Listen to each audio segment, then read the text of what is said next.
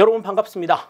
2023년 공무원 시험 대비 행정학 기초 강의 시작해 보도록 할게요. 행정학이라고 하는 것을 처음 접하시는 분들 이 시간에 같이 계시리라는 생각이 듭니다. 그리고 행정학에 대해서 어느 정도 좀 내용 정리가 좀 되어 있는 상황에서 그래 좀 초단기적으로 내용 정리를 같이 해보고 싶으신 분들도 이 시간 같이 하고 계시리라는 생각이 드는데요.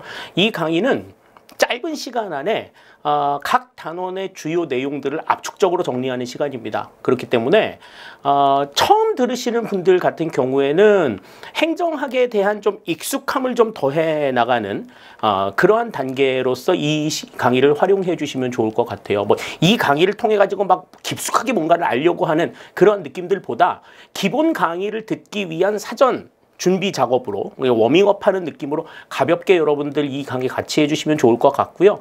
다음에 어느 정도 내용이 좀 익숙해져 있다라고 하시는 분들, 그런 분들의 경우에는 각 단원에서 중요하게 다루어지고 있는 부분들이 무엇인가라고 하는 것을 속성으로 우리가 좀 생각할 수 있는 그러한 계기가 될 수 있기를 하는 마음 가져봅니다. 그래서 조금 짧은 시간이지만 그래도 좀 짜임새 있게 전반적인 내용들을 같이 이야기해 보도록 할게요. 지금부터 이제 한 15시간 정도 우리가 같이 행정학에 대한 전반적인 내용들을 좀 살펴보면서 어떠한 내용들이 나오고 있고 어떠한 부분들이 중요한지에 대한 전반적인 사항들을 지금부터 같이 이야기를 해 보도록 하겠습니다.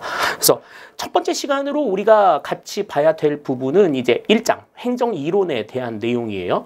행정이론에 대해서 어떠한 부분들이 강조가 되고 있었는가 하는 것들을 우리가 한 두세 시간에 걸쳐 가지고 같이 한번 정리를 해 보도록 하죠. 첫 번째 시간은 첫 번째로 우리가 좀 살펴봐야 될 게 이제 행정의 이해에 대한 부분이었습니다. 행정이라고 하는 게 무엇인가? 행정학을 처음 접하면서 우리가 가지고 있어야 될 질문 중에 하나는 과연 그러면 이 행정이란 무엇인가 하는 거거든요. 자, 행정이라고 하는 것은 사회의 공공가치 실현을 목적으로 행해지는 일련의 모든 활동을 이야기한다. 그러니까 우리가 이제 시험에서는 이 부분을 이제 공익이라고 설명하는데, 공익이라고 하는 것은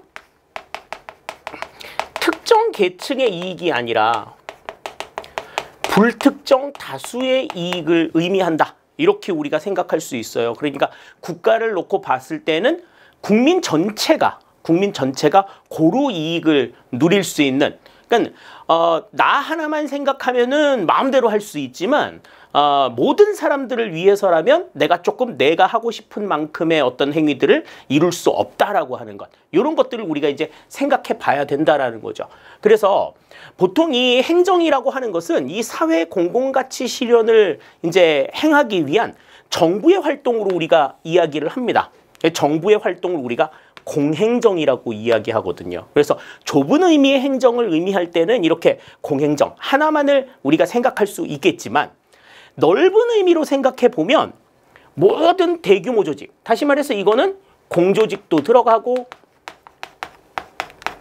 사조직도 들어가게 됩니다. 그래서 정부에서도 이제 사회를 위해서 일을 하지만 일반 기업에서도 사회 공헌 활동, 이익의 어떤 사회 환원, 이런 측면에서 여러 가지 불특정 다수들을 위한 그런 일들을 진행을 하잖아요. 그렇기 때문에 지금 넓은 의미의 행정은 공조직과 사조직 모든 범위에서 이루어지는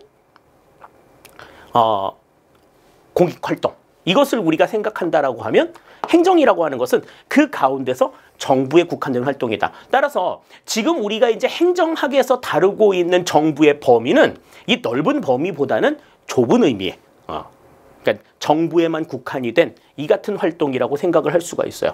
다음에 이제 이 정부도 우리가 이제 크게 보면은 세 가지로 구분이 되죠. 입법부, 그 다음 사법부, 그리고 행정부로 구분이 됩니다.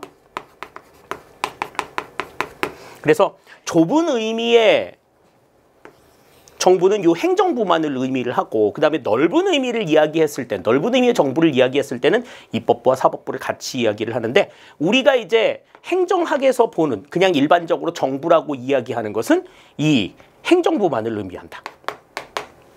이렇게 우리가 생각을 해주시면 좋을 것 같아요. 자, 그럼 행정과 관련되어 있는 여러 가지 개념들이 있어요.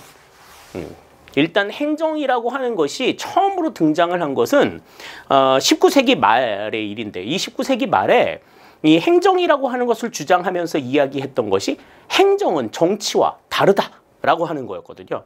그러면 행정과 정치가 어떻게 다르냐? 정치와 행정이 어떻게 다르냐?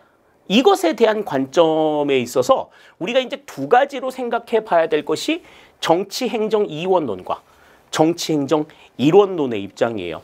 정치-행정 이원론은 행정과 정치는 다르다는 입장이야.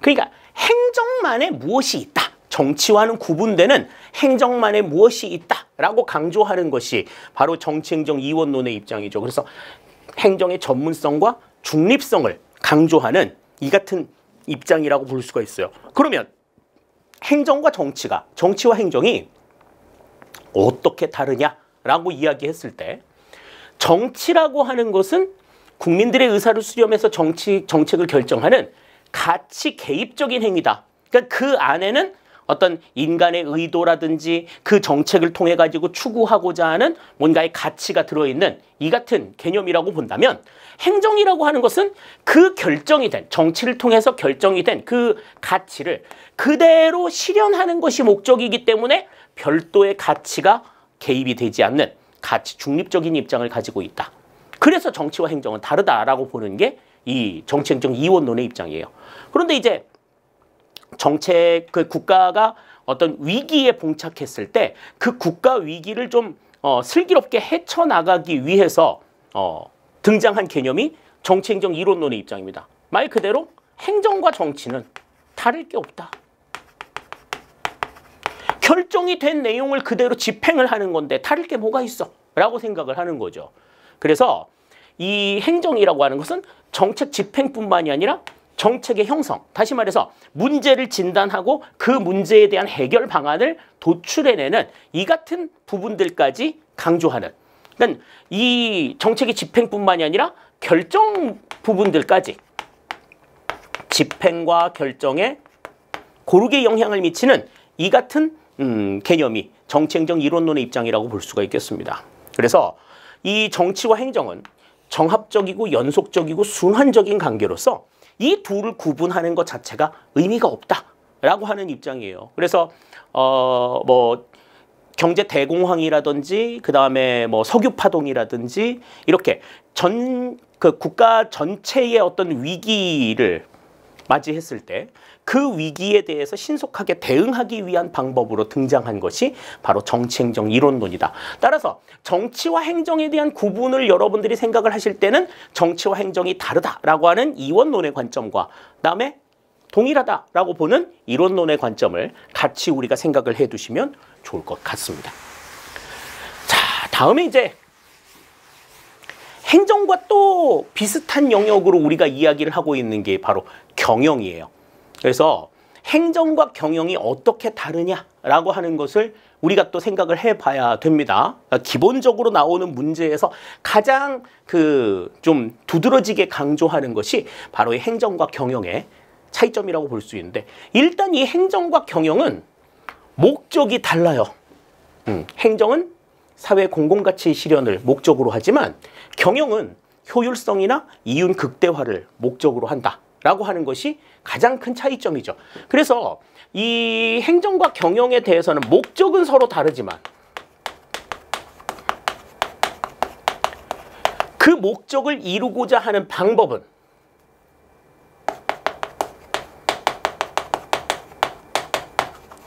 동일하다 또는 유사하다.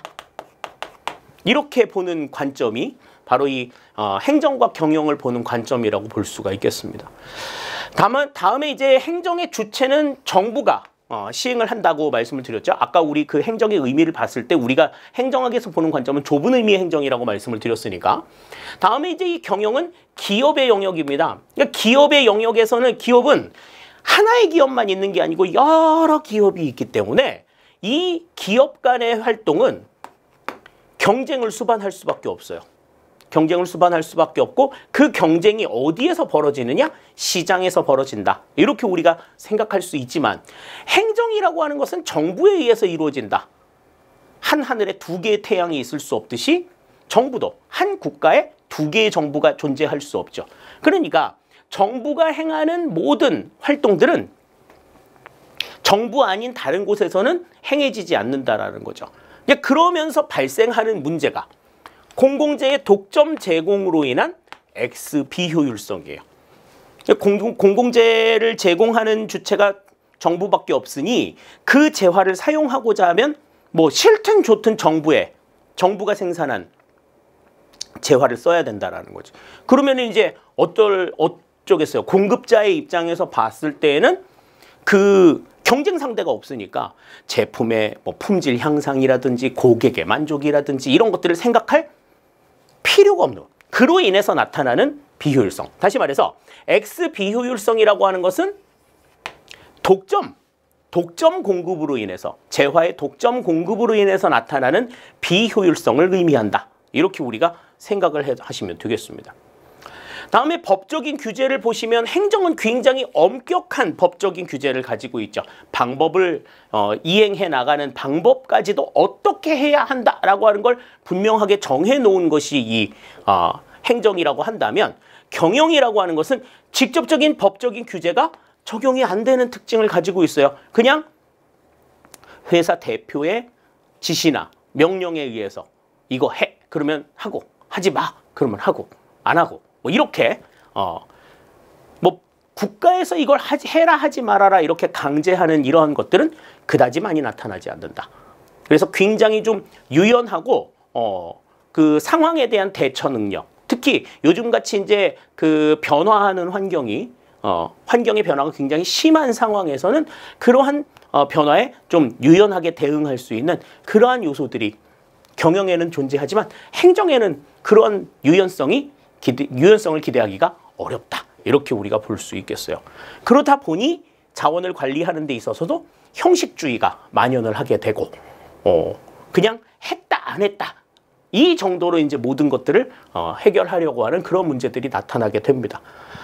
자, 다음에 환경적인 요소로 봤을 때는 경영 같은 경우에는 시민단체나 여론, 다시 말해서 그 재화나 서비스 또 기업의 활동에 대해서 시장에서 어떤 평가를 내리느냐가 굉장히 중요하지만 행정 같은 경우에는 그런 시민들의 여론뿐만이 아니라 법적인 환경과 정치적인 환경도 무시할 수가 없다라는 거죠.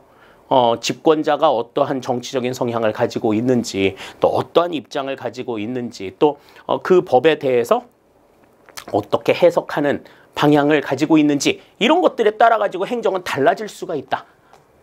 이렇게 생각할 수 있죠. 근데 이제 경영이라고 하는 것은 뭐 딱 그 명시적으로 객관적인 기준이 없어요. 고객들이 원한다 그러면 하고 원치 않는다 그러면 안 하는 거죠. 그러다 보니까 행정은 굉장히 딱딱하고 좀 뭐라고 얘기해야 될까? 좀 유연하지 못한 그런 부분들을 생각을 할 수가 있어요. 그런데 이 법과 정치적인 환경이 강조가 되는 이유는 다른 무엇보다도 행정이라고 하는 것은 불특정 다수의 이익, 사회의 공공가치 실현을 목적으로 하기 때문에 내가 원하는 바를 그대로 이룰 수가 없다. 내가 원하는 바를 100% 주장하기 어려운 그러한 측면들을 강조하고 있는 성격이다. 이렇게 우리가 생각을 하시면 되겠어요. 그래서 행정과 경영의 차이점, 이 둘의 차이점을 구분하는 것, 이게 행정의 의미를 이해하는 데 있어서는 굉장히 좀 핵심적인 부분이라고 볼 수가 있습니다. 이 부분들이 분명하게 구분이 되지 않으면 행정의 의미를 바로 이해하기는 조금 어렵다. 이렇게 우리가 생각을 할 수 있을 것 같아요. 자, 그러면 이제 행정이라고 하는 것은 누가 이끌어 나가느냐를 한번 생각을 해보겠습니다. 자, 처음에 이제 우리가 봐야 될 게 이제 국가죠. 국가. 정부라고도 이야기를 하고 이제 국가라고도 이야기를 하는데, 이 국가라고 하는 것을 이제 오늘날의 국가와 그다음에 이전의 국가 어떻게 인식을 하고 있었는지 그 인식의 차이를 우리가 좀 생각을 해볼 필요가 있을 것 같아요. 자, 우선 근대 국가를 보겠습니다. 이 근대 국가는 작은 정부를 추구했다라고 얘기를 해요.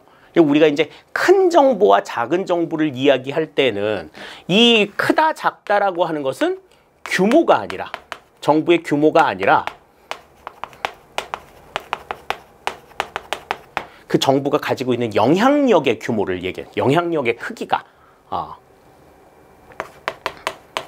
크냐 작으냐, 요거를 이제 우리가 생각할 수 있다라는 거죠. 그래서 근대 국가 같은 경우에는 보이지 않는 손의 원리를 바탕으로 해서 국가의 시장 개입을 반대하는 입장을 가지고 있습니다. 그 국가가 일일이 막 뭐 미주알 고주알 시장에 막 개입해가지고 이래라 저래라, 이거 맞지 않다라는 거지. 모든 경제 문제는 시장에서 다 해결할 수 있으니까 국가는 그냥 시장에서 자유롭게 국민들이 경제 활동할 수 있도록 냅둬라, 이렇게 강조하죠. 그래서 그러한 냅둬라, 이 같은 정신을 우리가 자유방임주의라고 이야기를 합니다. 그래서 이 자유방임주의를 바탕으로 이제 국민에게 영향을 미치는 국가의 영향력이 작은 국가, 이걸 이제 강조하죠. 그런 국가를 우리가 야경국가라고 이야기를 해요. 그래서 이 근대 국가에서는 자본주의 경제체제가 확립이 됩니다. 그래서 시민들의 자유로운 경제활동을 보장하는 것을 목적으로 하는 자본주의 경제체제가 이제 이 근대에서 등장을 하게 되고, 또 그러한 자본을 이용해서 자유로운 이윤 추구 활동이 이루어지는 사회, 시장에서 모든 경제 문제가 해결이 되니까 그걸 바탕으로 해가지고 자유롭게 경제 활동을 이끌어 나갈 수 있는 사회, 그러한 자유로운 경제 활동을 보장해주는 국가, 이것이 바람직한 국가라고 본 거죠. 자, 그런데 이제 현대사회에 들어와서 모든 경제 문제를 국가에서 해결을 할 수 있다고 봤는데, 자, 고용 문제나 시장 실패의 문제가 발생을 하기 시작을 합니다. 어떤 문제가 발생해? 예전에는 만든 물건을 전부 다 팔 수 있었는데, 자, 물건의 재고가 발생해요. 만든 물건이 다 팔리지 않는 거야. 남는 게 생기는 거지. 그러면 이 재고를 완전히 털어내지 않으면 새로운 물건을 판다라고 하는 게 의미가 없죠. 그러니까 이제 어떻게? 생산량을 감축하는 거야. 생산량을 감축하면서 뭐가 발생을 해요? 실업이 발생을 하는 거야. 직장을 잃는 사람들이 생기는 거야. 직장을 잃으면 이 사람들은 돈을 못 버니까 소비를 할 수가 없겠죠?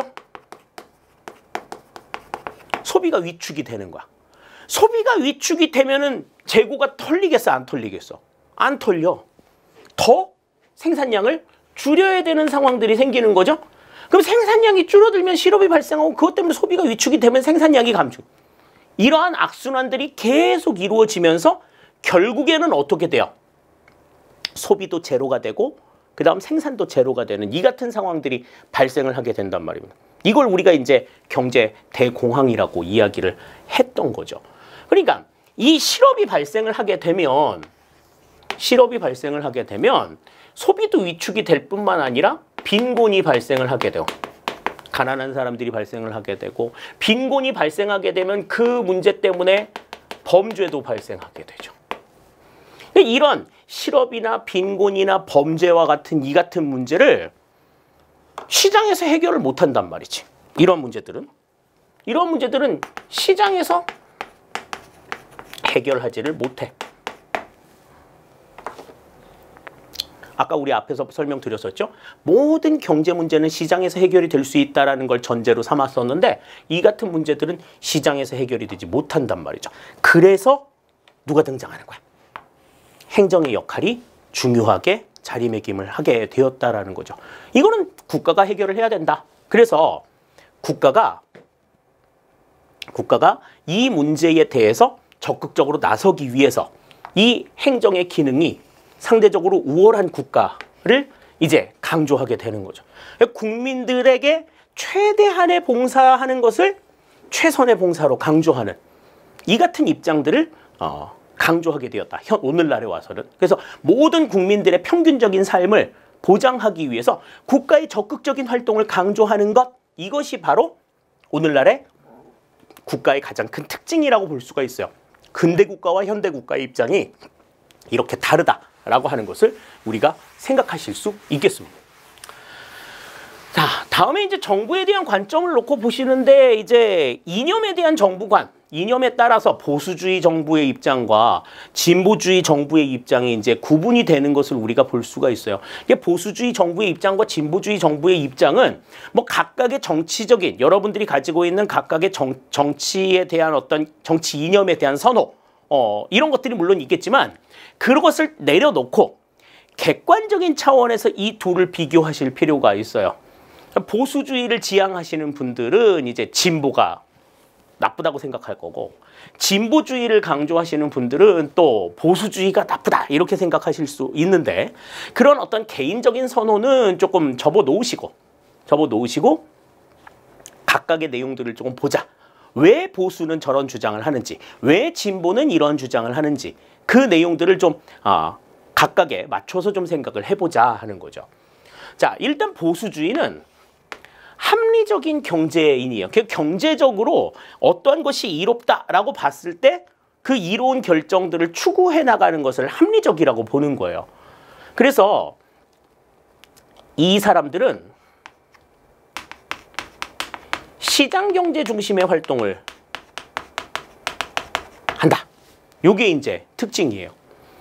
그래서 이들은 아까 우리가 그 근대 국가의 이념에서 봤었던 정부는 그냥 가만히 있고 시장 안에서 국민들이 자유롭게 활동할 수 있도록 냅두자. 이러한 개념으로서 정부로부터의 자유를 강조합니다. 이 정부로부터의 자유, 우리가 이제 이 소극적 자유라고 얘기를 하는 것은 정부로부터의 간섭이 존재하지 않는 이 같은 상황이에요. 나중에 이제 우리 그 행정의 가치에 대해서 볼 때도 보겠습니다만은 소극적 자유라고 하는 것은 하기 싫은 건 안 할 수 있는 자유야. 그러니까 뭐를 위해서 뭐도 해야 되고 그런데 아니야 나는 그냥 안 할래. 하기 싫은 건 안 할 수 있는 자유를 의미하는 것을 우리가 정부로부터의 자유라고 얘기를 해요. 정부는 막 이거 해라 저거 해라 이거 하지 마라 저거는 안 된다. 이렇게 계속해서 간섭하는 역할들을 하잖아요. 그런 간섭 받기 싫다는 거야. 그래서 보수주의 입장에서는 기회의 평등을 바탕으로 교환적인 정의를 강조한다. 모든 사람들한테 똑같은 기회를 나눠줘. 그 기회를 활용하느냐 활용하지 못하느냐 하는 것은 그 사람 사정에 달려있는 문제인 거고 그 사람이 그 주어진 기회를 활용해서 내가 많은 것을 얻으면 많은 것을 얻을 수 있으면 많은 것을 가져가는 거고 그 기회를 활용하지 못하고 적은 것을 가져가는 것은 국가가 관여할 일이 아니라는 거죠. 그래서 자기가 노력한 만큼 자기가 그 기회를 활용하는 만큼을 얻어가는 게 정의라고 보는 거야. 그걸 우리가 이제 교환적 정의라고 이야기를 하는 거죠. 그래서 시장에 대한 굉장히 굳은 신념을 가지고 있는 반면 정부에 대한 불신도 굉장히 심각하다라고 하는 게 보수주의의 입장이에요. 그래서 시장에 대해서 정부가 개입하는 걸 반대하고 또 소외 집단들 다시 말해서 주어진 기회를 충분하게 활용하지 못하는 이 같은 사람들에 대해서는 그거는 그 사람들 사정이야 이렇게 강조하기 때문에 그들을 위해서 별도의 정책을 만드는 것을 반대하는 입장을 가지고 있는 겁니다. 자, 그런데 이제 진보주의 입장에서를 보면 진보주의 입장에서는 보수주의 입장과 반대의 성향들을 가지고 있죠. 얼마만큼 반대야? 일단 이 사람들은 시장의 잠재력을 부정하지는 않아요. 시장의 잠재력을 부정하지는 않지만 이 시장이 나름대로의 결함을 가지고 있다는 거지. 퍼펙트한 그런 제도가 아니라 자원 배분이 공평하게 이루어질 수 있는 그런 어떤 완벽한 수단은 아니라는 거죠. 시장 활동을 하면서 여러 가지 문제들이 나타날 수 있고 윤리상의 어떤 결여 이런 것들이 있을 수 있다는 거야. 그럼 이 문제를 해결하기 위해서 누가 등장해야 된다? 정부의 역할이 나타나야 된다라는 거죠. 그래서 이 소외 집단들, 그 주어진 기회를 제대로 활용하지 못하는 이러한 상황은 시장 시스템의 문제 때문에 발생할 수 있다. 이렇게 보는 거야. 그러니까 인간 자체가 어떤 모두가 욕구를 가지고 있고 또 같은 목적을 위해서는 협동을 할 수도 있지만 또 실수를 할 수도 있다라는 요 점에 진보주의는 이제 집중을 하고 있는 거야. 그래서 이 진보주의는 정부의 의한 자유, 다시 말해서 평소에는 이루지 못했었던 일인데 정부가 도와줘가지고 이룰 수 있게 되었다. 그래서 하고 싶은 것을 할 수 있게 되었다라고 강조하는 게 바로 이 진보주의 정부관의 입장입니다. 그래서 이들은 결과의 평등을 강조해요. 그러니까 모두에게 똑같은 기회를 그냥 부여해주는 이게 아니라 그 기회를 통해 가지고 얻은 만족의 규모, 만족의 균등, 이것을 강조하는 게 진보주의의 특징이죠. 그래서 이 만족의 균등, 모두가 균일한 비슷한 만족을 누릴 수 있는 상황이다라고 하는 것, 그러한 상태를 부여해주는 정의를 우리가 배분적 정의라고 얘기를 해요. 그러니까 보수주의 입장에서는 밥을 먹을 때 모든 사람한테 공깃밥을 하나씩 다 주는, 공깃밥 하나를 전부 다 똑같이 나눠주는 이 같은 상황들을 정의라고 보는 거지만, 진보주의 입장에서는 그의 사람마다 공깃밥 하나가 넘치는 사람도 있고 부족한 사람도 있다. 덩치가 산만한 사람들은 그거 그냥 톡 털어놓고 하나 더 주세요 이렇게 얘기할 수도 있고, 덩치가 조그마한 사람들은 공깃밥 하나 다 먹지도 못해가지고 남기는 경우들도 생긴다는 말이죠. 그러면 남기면 남겨서 문제, 뭐 부족하면 부족해서 문제, 다 불만인 거야. 그러니까 모두의 만족이 균등하게 이루어지려고 하면, 모두가 똑같이 배부름을 느낄 수 있는 상황이라고 한다면 조금 먹는 사람들은 조금만 주고 많이 먹어야지 배부른 사람들은 많이 줘야지, 이게 정의라고 보는 거지. 그게 이제 진보주의 입장인 거예요. 그런데 이제 시장은 그렇게 사람들의 어떤 기호를 전부 다 반영해가지고 모든 재화들을 주지는 않지 않느냐, 이렇게 보는 거야. 그래서 그 시장이 모든 사람들의 그런 어떤 이해를 충족시키기 위해서 여러 가지 규제를 할 필요가 있다라는 거죠. 그러니까 있는 돈 있고 뭐 능력 있는, 기회를 활용할 수 있는 사람들에게만 정상적으로 기재하는 것이 아니라 소외된 사람들을 위해서도 역할을 할 필요가 있다. 그래서 소외된 사람들에게도 역할을 할 수 있도록 정부가 시장을 규제하는 것이 필요하다고 보는 거고, 또 기회를 누리지 못하는 사람들, 기회를 누리지 못하는 게 사람이 게으르고 나태해서만 그런 게 아니라 절대적인 상황 때문에 그 기회에 다가설 수 없는 사람들도 있는 거죠.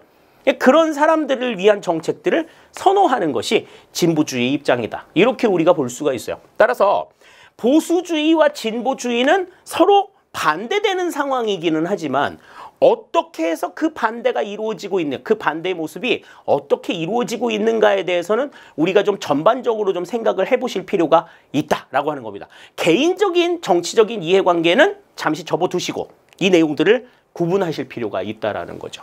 그래서 이념에 따른 정부관은 이제 우리가 이렇게 생각을 해두시면 좋을 것 같습니다. 그래서 이 부분들을 이해해 두셔야 이제 나중에 우리가 봐야 될 정치적 중립에 대한 문제에 대해서도 우리가 이해를 할 수가 있다라는 점에 있어서 보수주의는 어떠한 입장에서 그러한 행동들이 나오고, 진보주의는 또 어떠한 근거에서 이러한 행동들이 나오는가 하는 것들을 여러분들이 객관적으로 정리해 두실 필요가 있겠어요. 자, 다음에 이제 국가뿐만이 아니라 또 행정의 주체로서 활동하고 있는 것이 바로 이 시민사회와 비정부 기구가 있습니다. 자, 우선 시민사회부터 보시면 이 시민사회는 정부와 시장이 제 기능을 하지 못함으로 인해서 등장을 하게 돼요. 그러니까 정부도 자원 배분에 실패하고 시장도 자원 배분에 실패하는 이 같은 정부 실패와 시장 실패의 문제, 나중에 이제 우리가 그 원인에 대해서 살펴보겠습니다만은 그 문제들 때문에 대안으로 등장을 하게 되죠. 그래서 과거에는 국가가 성장하기만 한다면 뭐 개인의 희생 정도는 뭐 감안해야지, 이렇게 생각하는 입장들이 굉장히 많았단 말이죠. 근데 이제 정부 주도의 성장 과정으로 인해서 나타난 사회적인 부작용을 좀 감소시키자라고 하는 것이 시민사회의 목적이라고 볼 수가 있어요. 그리고 아까도 말씀드렸지만 정부와 시장이 제 기능을 하지 못하기 때문에 이 정부와 시장이 제 기능을 할 수 있도록 감시나 견제를 실시하는 것이 이 시민사회의 목적이라고 볼 수 있어요. 그래서 사회의 공공가치를 실현하고 모든 사람들이 좀 편안함을 누리기 위해서 정부의 영향력을 행사하는 이 같은 활동들을 이제 시민사회가 담당을 하게 된다. 이렇게 우리가 볼 수 있겠습니다. 그러니까 정부와 시장이 전부 다 제 기능을 담당할 수 있게끔 유도하는 역할을 하는 게 시민사회인 거죠. 그래서 시민사회는 일단 대의민주주의의 한계나 결함을 보완하는 입장을 가지고 있고 또 정책의 공감대나 지지 확보를 통해서 정책 집행을 조금 더 용이하게 만들 수도 있어요. 그리고 개인이나 또 특정 지역의 여러 가지 특수한 성격들을 반영해서 그들에게 맞는 최적화된 정책이 이루어질 수 있도록 하는 그러한 의미들을 가지고 있지만 시장 실패와 정부 실패를 목적으로 해서 시장 실패와 정부 실패 때문에 등장하기는 했지만 이 시민사회 역시 시장과 정부를 완전하게 대체하지 못한다라는 점, 또 많은 시민의 참여를 보장하기 때문에 의사결정에 여러 가지 시간과 비용이 증가하는 문제, 그러니까 뭔가 하나를 결정하려고 하는데 이야기를 들어야 할 사람들도 되게 많고 그 이야기를 조절하는데도 시간이 엄청나게 많이 걸리는 그러한 문제들이 있다는 거죠. 다음에 시민, 불특정 다수의 시민을 이야기하지만 그 시민사회가 그 전체의 시민을 전부 다 대표하느냐, 그건 아니라고 보는 거야. 그러다 보니까 특수이익 실현에 치우칠 가능성이 있다.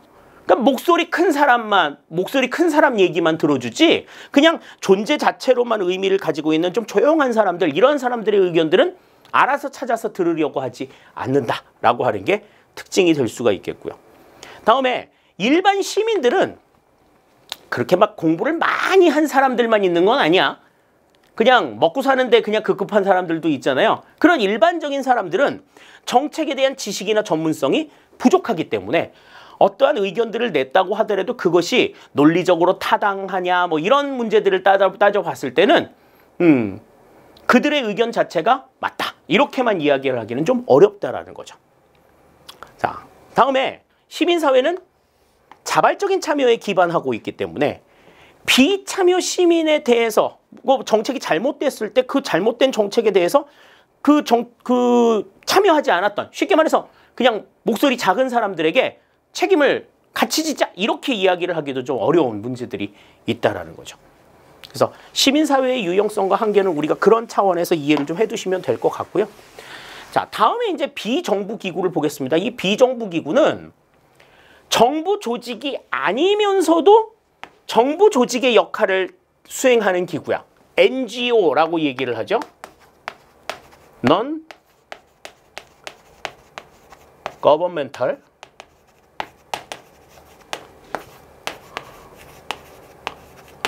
Organization. 그렇죠? 그래서 이제 그 앞자를 따서 우리가 NGO라고 이야기를 하는 겁니다. 정부 조직은 아닌데 정부 조직이 해야 될 일들을 대신 수행해서 공익을 실현하고자 하는 그러한 조직을 우리가 비정부기구라고 이야기를 하죠. 그래서 이 비정부기구는 뭐 영리를 추구하지도 않고 정부 조직도 아니면서 영리를 추구하지도 않고 또 시민들이 자발적으로 움직인다라고 하는 건 시민사회하고 똑같은 특징을 가지고 있습니다. 그리고 그들이 나름대로 자체적인 어떤 규칙을 바탕으로 해서 움직이고 이익이 발생했을 때 그 이익을 자기들이 소유하는 것이 아니라 사회를 위해서 다시 재배분하는 이 같은 성질들을 가지고 있다라고 하는 게 비정부 조직이 다른 여타 조직들과 차이가 나는 그러한 특징이라고 볼 수가 있겠어요. 그래서 시민사회와 이 NGO, 비정부기구는 조금 성격이 조금 다르다라고 하는 걸 생각하실 필요가 있겠습니다. 자, 다음에 이제 네 번째, 사회자본이에요. 이 사회자본이라고 하는 것은 경제적 자본에 대응하는 개념으로서 눈에 보이지는 않지만 그 어떤 조직이나 어떤 구성체의 어떤 동력으로 역할을 하는 그러한 모습이라고 볼 수 있죠. 그래서 사회자본은 가장 대표적인 것으로 개인의 노력과 구성원 간의 어떤 신뢰, 그로 인해서 나타나는 어떤 협력, 이제 이런 것들이 이제 가장 대표적인 사회 자본이라고 볼 수가 있어요. 그래서 사회 구성원들이 이 신뢰나 협력을 통해서 공동의 문제를 해결하기 위해서 자발적이고 적극적으로 참여하는 그런 어떤 조건들이라고 볼 수가 있는 거죠. 그러니까 내가 부여받은 어떤 일들을 공식적으로 부여받지는 않았지만 이 상황에서는 내가 이렇게 움직여야 되겠어라고 스스로 판단하고 자발적으로 움직이는 그런 모습들을 보여주잖아.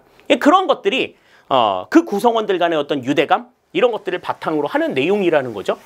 그래서 이 사회자본의 특징을 보시면 사회관계 속에서 존재하는 자본이에요. 우리 이제 나와 상대방을 보시면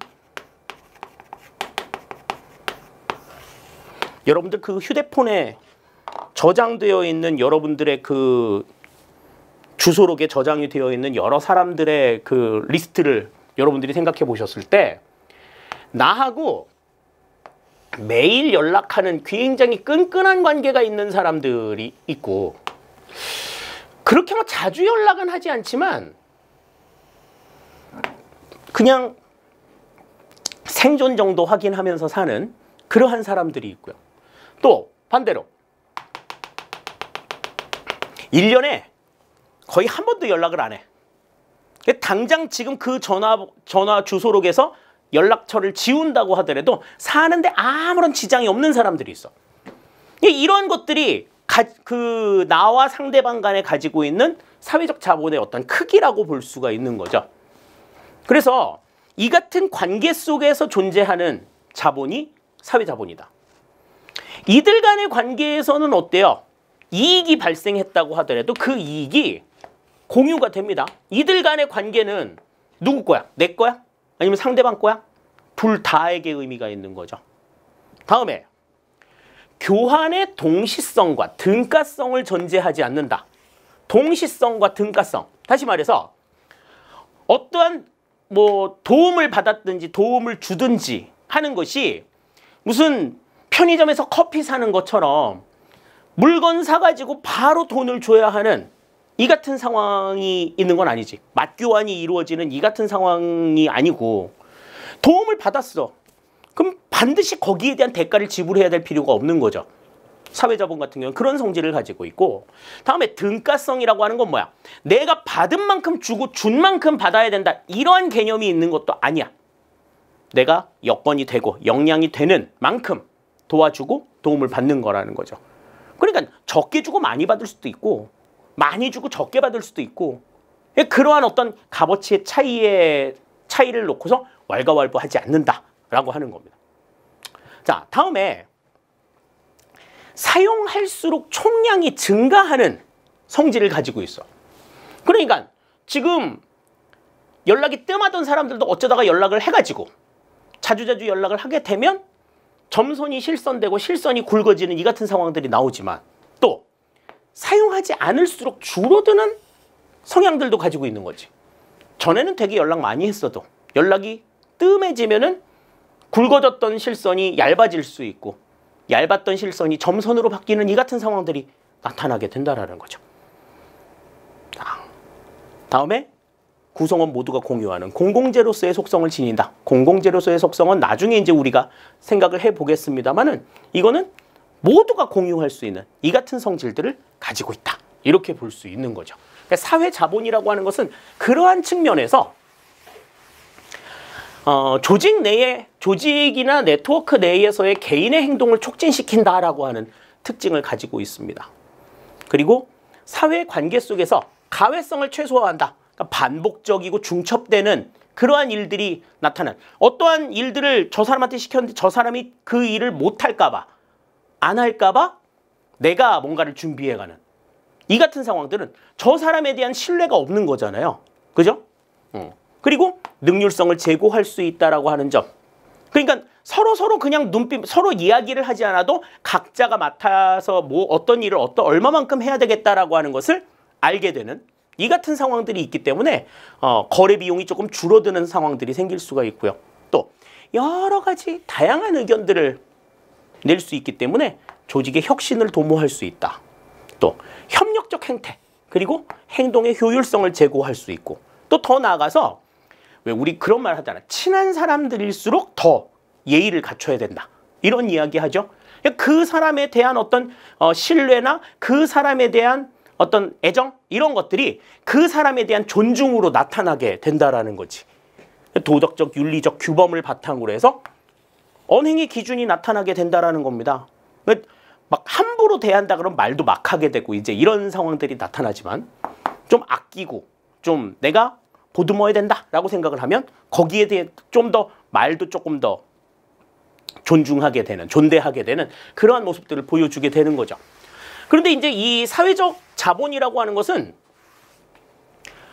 눈에 보이지 않아요. 정신적이고 무형적이기 때문에 어떻게 생겨나는지 또 그 크기가 어느 정도인지 불투명해. 요만한 이유를 바탕으로 해가지고 이만한 감동을 얻게 되는 경우들도 있지만 엄청나게 큰 걸 갖다 줘도 감동이 요만큼밖에 없는 이런 상황들이 있잖아. 이거는 경제적으로 우리가 이해할 수 있는 부분들은 아니죠. 다음에 어떻게 거래가 이루어지는지도 불분명해. 거래 과정이나 이런 것들이 그냥 경제활동처럼 딱 시장에서 어떻게 수요와 공급이 만나가지고 거래가 이루어지는 이런 상황하고는 조금 차이가 있다는 거죠. 또 측정이 용이하지도 않아. 지표도 서로 다른 거지. 감동의 크기, 뭐 그 사람으로 인해서 얻게 되는 어떤 신뢰의 규모 이런 것들을 측정할 수가 없어. 어떻게 측정하느냐? 그것도 사람에 따라서 다 다르다라는 거죠. 자, 다음에 사회자본은 집단 동조나 규범을 강조해. 우리는 한 팀이니까 하나로 움직여야 돼. 서로 뭐 이렇게 빠지거나 뭐 이러면 곤란하다.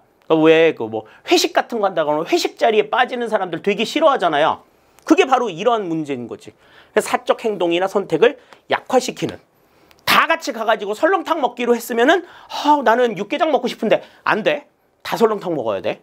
이런 개인의 어떤 행동을 제약하는 그러한 역할이 될 수가 있고요. 또 집단 간의 부정적인 관계를 유발할 수 있다. 과도한 폐쇄성이나 집단의 결속성.